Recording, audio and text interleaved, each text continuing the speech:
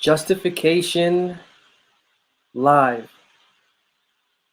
So before I begin, I want to do some shout outs here. A couple of people just tuning in and wanting to leave some comments, so I appreciate that. Don't get that too often, but when I do, I will make you known. This first one's coming from Jewel, who says, Mr. Linwood Jackson Jr., I believe you're going to turn into a renowned theorist that our future generations will study about. Jeez. Deep and definitely much appreciated. Imagine your whole life, you're just going through it, just living your life, and then you're not here anymore, and then they study you. I'm hoping I kind of see it. That's the vision though. That's the vision. The vision is to reach that point where you are a mind to study. So I appreciate that comment. And the next one is coming from Howard. Howard writes, Blessed is the man who fears the Lord. God bless. So I appreciate that also because that touches on what I'm going to be talking about in this live with you. And that is necessary suffering. We think about our life, we think about the goals that we have, we think about the things that we have to go through, that we have to embrace. And just like Jewel is saying, we have a vision. And the vision being something absolutely profound that can impact society. We want to touch society because we, our own selves, have been touched with some sort of something that we're going through. And that's the critical case of being human. That is the critical case of justification in and of itself. Being able to step away from yourself, to put yourself into a situation and into other situations, that's a part of our journey. Our journey to becoming not necessarily who we are as human beings, but who our faith and our faith's character is supposed to be. I touch on in my show all of this from the standpoint of the counsel that is within the scriptures. And now being able to do the same thing, but stepping away from that and to touch on it in a more real way, it comes down to fear. And fear not in the sense of being afraid, fear in the sense of respect. Respect and paying homage for the words that are inspiring us to live the life that we want to live and to examine the life that we want to live and to encourage others from us living that life to do the same with their own life. And that is where it gets a little bit to the nitty gritty because being a renowned theorist that future generations will study is not something delectable, is not something enticing, unless you have the heart to go through it. And if you would have the heart to go through it, you actually have to have the heart to suffer through some things. And suffering through some things allows the Creator to work. The one thing that the living God has planned for us from the moment that we're born until the moment we die, that in between is filled with creation. And it's filled with creation that's not one-sided. It's not one-sided to where we are believing God is going to do everything for us. And then when life gets bad, God did this to us. And we have no part in anything that's good or bad. Because, truth be told, we have a major part in truth and bad in the vibe that we give off to the Creator. Creator works with that. The vibe Creator gives to us and we work with that. Creator goes back and works with that. The living God works with us. And the kind of suffering that we, not really suffering, but the kind of quote unquote suffering that I'm talking about is the type of perseverance that one has for the vision that they have of themselves and also for everyone else around them to not feel what they have felt in a negative way and to feel what they have felt in a positive way. The greatest example I could think of is Paul. Paul, writing to the Philippians, he says that the example of suffering that you have seen me have, you too are supposed to go through and have. And not only are we supposed to say the things that we say about what we're saying, we're also supposed to suffer for the sake of those words. We're also supposed to suffer for the sake of that experience. And this suffering, Paul says, whether by life or by death, what he is saying is reaching whoever it's supposed to reach in a magnified way. That's the kind of suffering that I'm speaking about or talking about when I speak about the kind of necessary suffering that we have to go through. It is the kind of suffering where we become an example, not an example of what to suffer, but of how to suffer, to where what we're suffering for can shine through everything that we are suffering for, and that leads to an effect on our human being. The scriptures point to a philosophy of our human being's edification.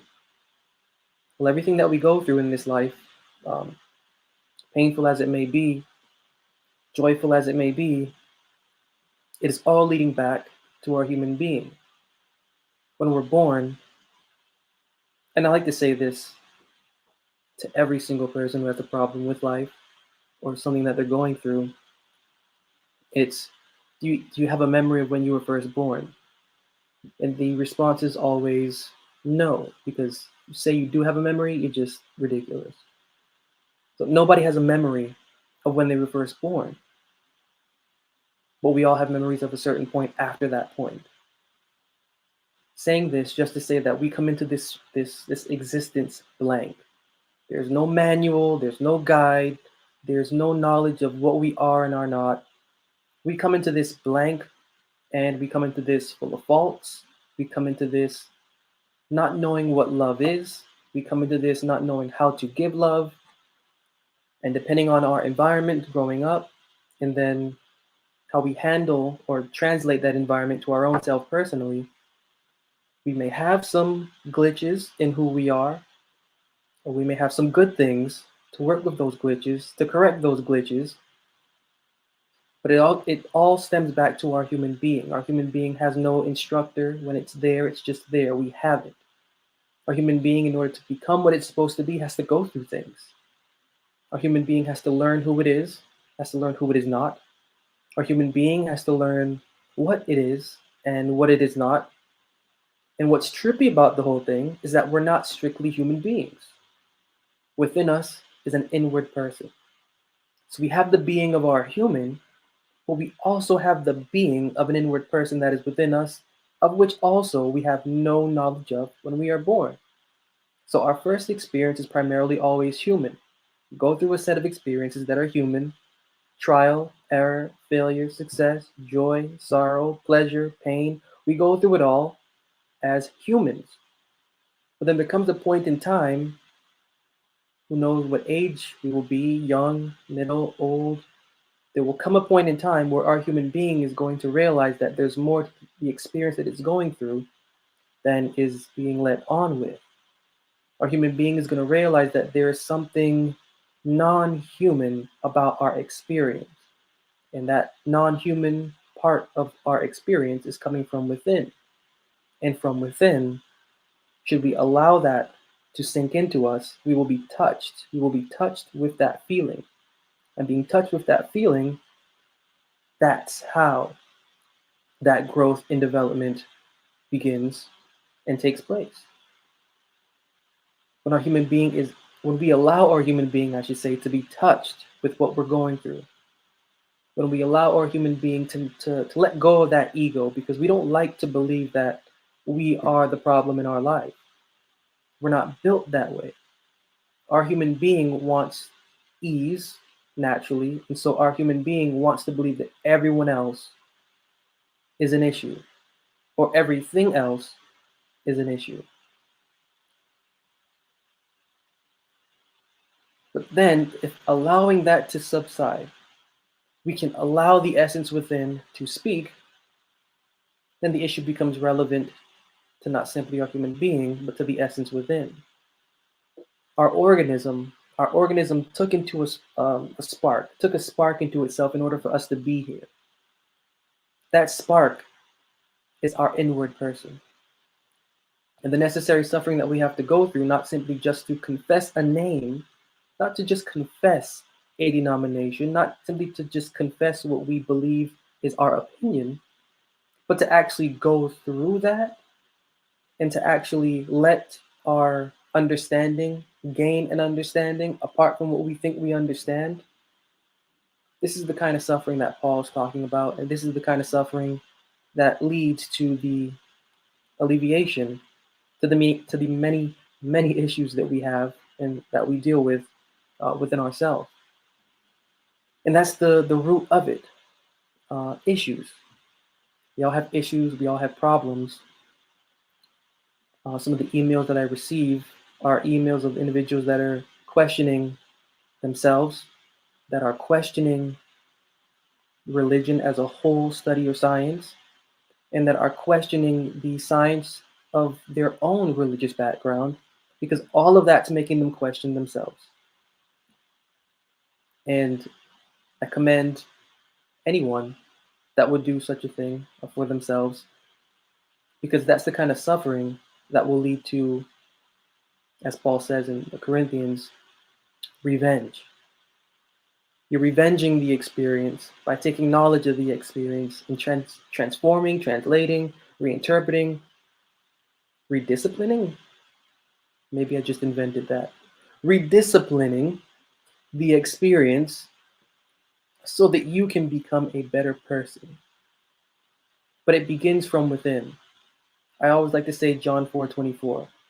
If we're going to take the Bible as its own and believe that the Bible is true, we can't ignore John 4:24, that God is a spirit. And that very verse states the issue like front hand. And that's the issue of acknowledging the experience according to what we believe the living God is. And if John 4:24 is right, then our experience ought to travel into the same stream as that verse.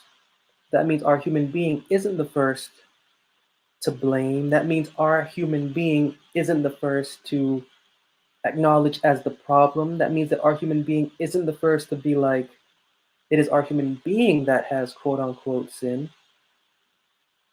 If this is what God is, and this is what is written, even though it says that which is of the flesh is flesh and that which is of the spirit is spirit, keeping to that same train of thought of what is spirit, it is actually the spirit within us that has the issue. It is the spirit of our mind that has the issue. It is the spirit of our conversation that has the issue. And then secondarily falling down to our human being, because what is spirit translates into what is not. It is a mental game, is what I'm saying. It's a mental game. It is a mental game of how strong you can be mentally going through this experience. And we cannot be as mentally strong as we think we can be if we're just relying on self. Self it just goes back to, can you remember when you were born? The answer is no, because there's no game to the human being for anything prior to it. Playing in the game, our human being isn't built like that. But if we can translate the experience, allow that experience to rely on something that can create a new memory, because our human being is one-sided. It doesn't matter how many, I don't know, yoga downward dogs and how many push-ups I can do, how many squats I can get through. Doesn't matter how many books I can read. Doesn't matter how much sleep I can get. My human being may adjust itself in its own way, but it's not going to adjust itself the way that it will when in the hand of the Creator. And that means giving our conversation up in a way that it reflects not our human side or self, but the self of our conversation. Talk about self-care. Self-care is an issue. Self-care is an issue that is prevalent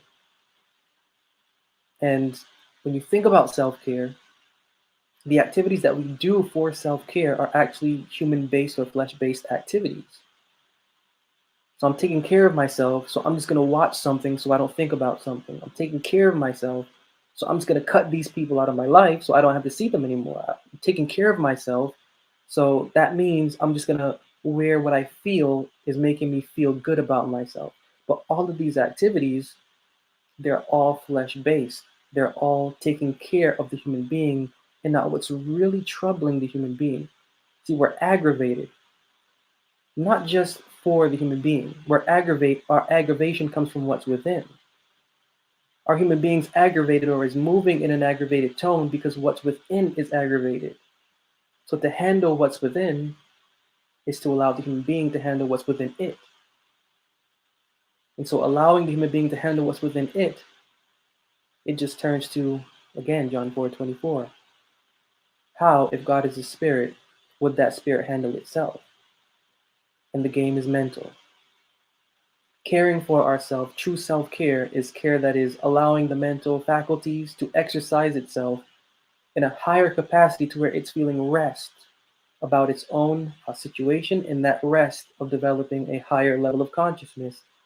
And that's a beautiful thing because in the Bible, that word rest, in the Hebrew language, we're going to translate that into the English definition of what rest is. It means spiritual enlightenment through high mental activity. That's what the word rest means in the Bible. Spiritual enlightenment through high mental activity. So when we are resting, and there is a lot of rest and a lot of principles connected to rest within the scriptures, the individual resting is an individual that's going through high mental activity for spiritual rejuvenation. That spiritual rejuvenation is what our human being actually and absolutely needs in order to learn how to cope with itself, because it doesn't have the information that it needs to know how to cope with itself. We're just not created with understanding how our human being is supposed to cope with itself. But if we can allow the spirit of our mind to retain that wisdom, that automatically transfers to our human being, and our human being will understand how to use it in its own way. That way, we aren't getting in the way of ourselves. We aren't getting in the way of our faith exercise. We aren't getting in the way of our human growth and development. At that point, it's just what is within us combating with what is within us. And all we are is just two eyes having an experience. Just the way that our heart beats and we don't control it, just the way that we can flex our bicep, but the triceps loose, just like that kind of symmetry to where one is in control, the other is not in control, to where the body knows when not to control. We have to do the same. We have to know when not to control. We have to know when to let go. And when we can let go, our faith can take over for us.